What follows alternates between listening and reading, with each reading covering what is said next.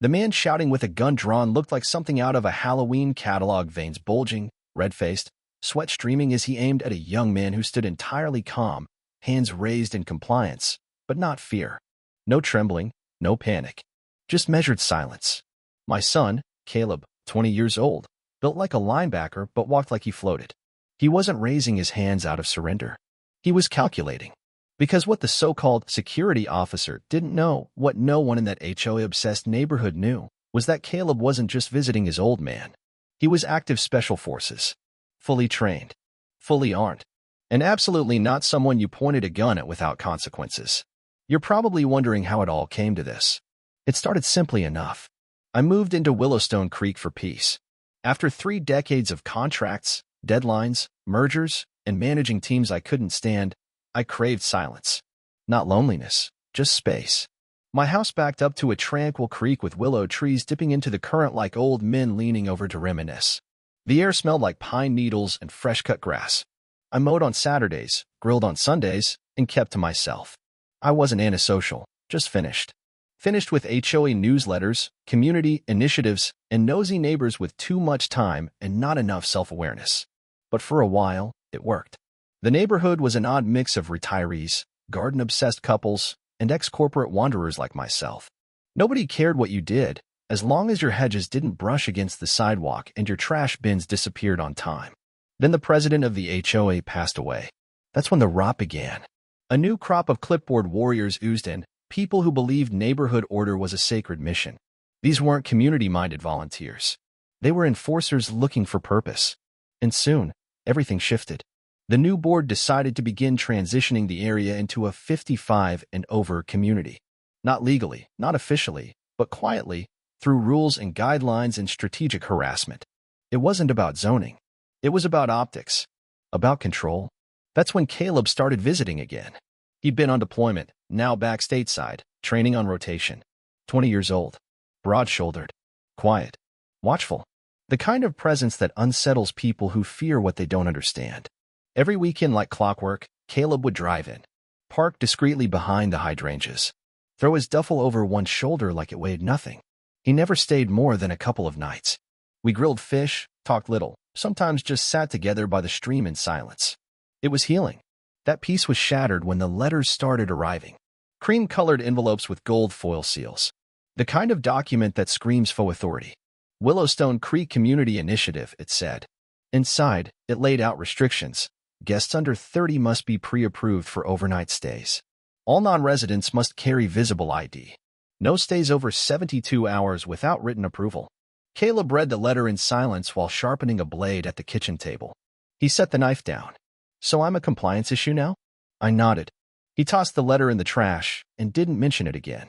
But the neighborhood didn't let it go. First came the stares. Then the whispers.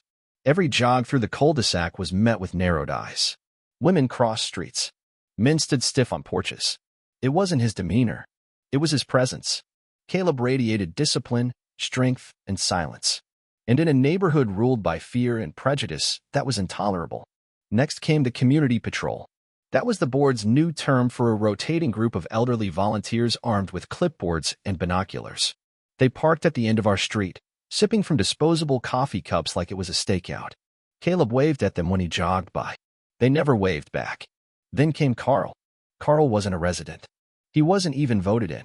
The board hired him as a private security liaison, which basically meant they gave a delusional man a badge and free rein. Carl wore mirrored sunglasses, tactical boots, and a shirt from some dead mall cop agency. He claimed he used to be a corrections officer. I doubted he'd ever passed a background check. He was all sweat, salt, and ego. The first time Caleb encountered him, Carl blocked him at the neighborhood entrance. Demanded ID. Said Caleb wasn't listed as an approved guest. Caleb, ever the monk, smiled. I'm visiting my father. I've done so every weekend. Carl insisted he pull over. Caleb drove past. Carl took it personally. Soon, Carl began following him. Tailgating. Taking photos. One night, he blocked our driveway with his car and used a flashlight to shine into Caleb's face. I have authority to detain, he said. Caleb replied calmly, then called the sheriff. Carl backed off, but he wasn't finished. He began spreading rumors. Told neighbors Caleb was under investigation. Tried to run his plates through law enforcement contacts. One such deputy called me furious. Tell your neighborhood guy to back off. He's not one of us. Then came the day Carl crossed a line. I came home from the hardware store to find Caleb in the kitchen. He was calm, but I knew something had happened. He blocked me again, Caleb said. Tried to stop me at the gate. Called me a trespasser. He paused. He had a holstered weapon this time. My blood ran cold. Did he pull it? No. But he wanted to. That was the moment I realized this wasn't about a homeowners association anymore. This was about power. About ego. About the kind of man who dreams of being a lawman but never had the spine. They were baiting Caleb, hoping he'd break. They had no idea who they were dealing with. Caleb didn't just serve. He was still serving. Special Forces. Active Reserve. Cleared for assignments I wasn't allowed to know about. But Carl? Carl thought this was a neighborhood turf war. He was about to learn what real restraint looked like. It happened on a Sunday. One of those slow, peaceful mornings where you can smell the bacon and hear wind chimes flirting with the breeze. Caleb had gone to grab eggs. I was seasoning a cast iron skillet when my phone rang. Unknown number. I answered. This is your son's phone, said a gravelly voice. You should get to the front gate. Then silence.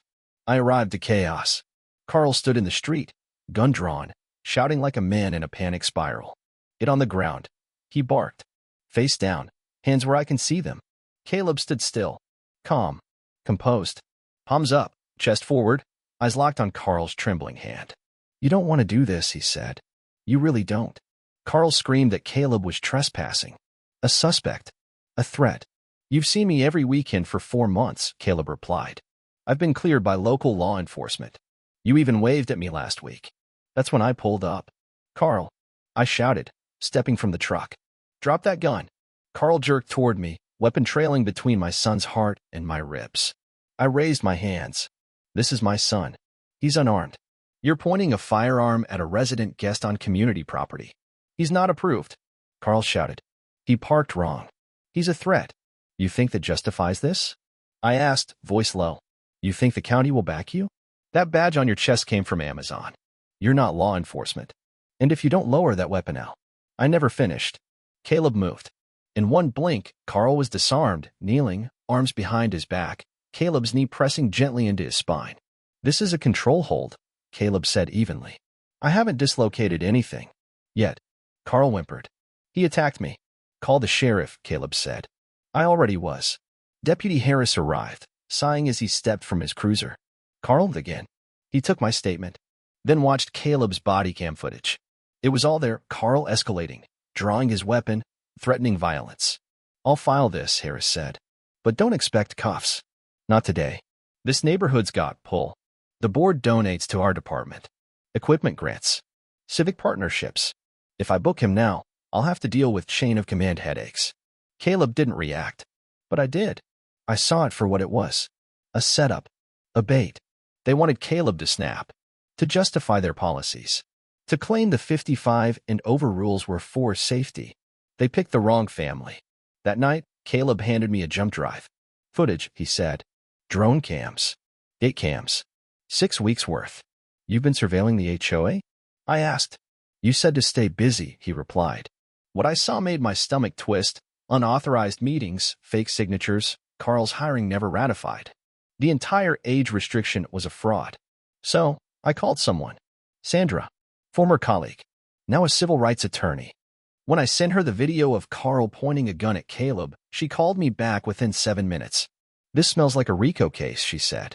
Let's light a match. Caleb turned the guest bedroom into a command center. Dozens of files, spreadsheets, digital records. We uncovered ballot fraud, discriminatory fines, even impersonation of public notaries. Carl? He'd impersonated law enforcement before, banned from 3 counties for trying to pass as a marshal. We built the case. Then we dropped it at the quarterly HOA meeting. Karen, the HOA president, had no idea what was coming. Neither did Doug, the treasurer, or Marnie, the secretary. As Karen opened the meeting, I invoked a bylaw clause for emergency disclosures. Caleb flipped on the projector. Slide 1. Gatecam footage of Carl drawing on Caleb. Slide 2. Carl's Amazon badge next to a letter confirming he was unlicensed. Slide 3. Fake ballots, all forged. Slide 4. Heat map of HOA fines, targeted almost exclusively at residents under 50. Slide 5. Carl's weapon license, revoked by the state. Then, the door opened. In walked Agent Wells of the Department of Homeland Security. I'm here to formally collect evidence of HOA corruption, fraudulent zoning practices, and impersonation of federal authority. Carl tried to leave. A deputy blocked him. Karen turned ghost white. Marnie resigned mid-meeting. Doug followed. The entire board collapsed like a house of cheap playing cards. By the following week, ballots were sent out for a new board. County oversight was implemented. The HOA returned to what it should have been: transparent, balanced, neighborly. Caleb and I sat on the porch that evening. A young family moved in 2 doors down. Their daughter wore fairy wings. Their son had a foam sword. I like them already, Caleb said. Yeah, I replied. Me too. The wind swept through the trees. The stream whispered below. And for the first time in a long time, it felt like home.